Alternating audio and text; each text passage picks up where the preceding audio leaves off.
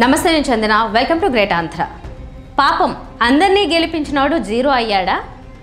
ఆయన్ను నేనే గెలిపించా, ఈమెను సీఎం చేశా, ఆయన్ను ప్రధాని చేశా, నేను చెప్పేది వింటే ఆయన పీఎం అవుతాడు, 1 గంటకు 20 కోట్లు ఫీజులు తీసుకుంటా, నాకంటే గొప్ప మేధావి ఎవడూ లేడు అంటూ ఇన్ని రోజులు కబుర్లు చెప్పిన ఎన్నికల వ్యూహకర్త జయసురాజ్ పార్టీ అధ్యక్షుడు ప్రశాంత్ కిషోర్ బీహార్ ఎన్నికల ఎగ్జిట్ పోల్స్లో మాత్రం జీరో అయ్యాడు.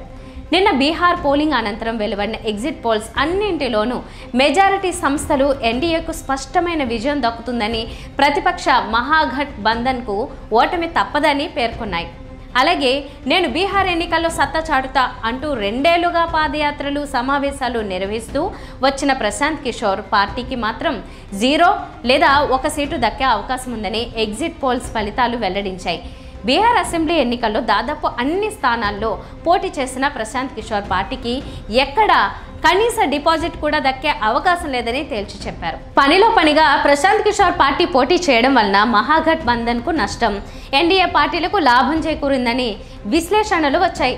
ఎన్నికల వ్యూహకర్త అయిన ప్రశాంత్ కిషోర్ పార్టీ పెట్టి బీజేపీ కూటమికి లాభం చేకూరేలా ముందే కుదుర్చుకున్న ఒప్పందంలో భాగంగానే ఇలా పోటీ చేశారేమో అనే అనుమానాలు రాజకీయ వర్గాల్లో వినిపిస్తున్నాయి. కానీ అందరూ తెలుసుకోవాల్సిన పచ్చి నిజం ఏంటంటే, ప్రజల్లో ఆ పార్టీ పైన, ఆ నాయకుడి పైన మంచి అభిప్రాయం ఉంటే తప్ప ఎవరి వ్యూహంతోనూ అధికారం దక్కదనే విషయం గుర్తించాలి. నేనే నరేంద్ర మోదీని పీఎం చేశా, మమతా బెనర్జీ, స్టాలిన్, జగన్, చంద్రబాబులను సీఎంలు చేశా అంటూ ఇన్ని రోజులు చెప్పుకున్న ప్రశాంత్ కిషోర్ 3 సంవత్సరాల పాటు బీహార్లో ప్రయత్నించి ఏమీ సాధించలేకపోవడం ఆయన వ్యూహ నైపుణ్యాన్ని అంచనా వేసేలా చేస్తోంది. గత ఎన్నికల్లో ప్రశాంత్ కిషోర్ సంస్థ వల్ల జగన్ ఎంతగా నష్టపోయారంటే, ఆ పార్టీ వైపు కార్యకర్తలు చూడాలన్నా భయం పుట్టేలా వ్యూహకర్తలు ఆ పార్టీకి కార్యకర్తలకు మధ్య దూరం పెంచే విధంగా ప్లాన్ చేశారు. స్టాలిన్, మమత, బీజేపీ పార్టీలు అధికారంలోకి రావడానికి ఆయన నుంచి ఏదైనా వ్యూహం తీసుకుని ఉండొచ్చు. కానీ అధికారంలోకి వచ్చిన తర్వాత ఆయన్ను ఎక్కడ పెట్టాలో అక్కడ పెట్టి సక్సెస్ అయ్యారు. అయితే ఆంధ్రప్రదేశ్లో జగన్ మాత్రం అధికారంలోకి వచ్చిన తర్వాత కూడా వ్యూహకర్తలకు అధిక ప్రాధాన్యత ఇచ్చి 2024 ఎన్నికల్లో దాని ఫలితాలను చూశారు. అయినా రాజకీయాలు చేయడం అందరికీ సాధ్యం కాదు.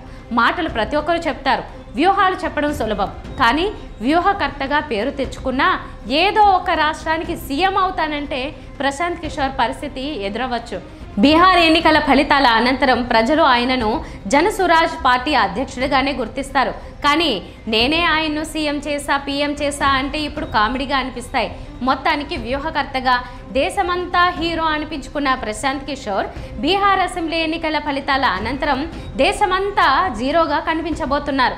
కాగా బీహార్లో 2 దశల్లో జరిగిన పోలింగ్లో రికార్డు స్థాయిలో 64.67% మరియు 68.76% ఓటింగ్ నమోదైంది.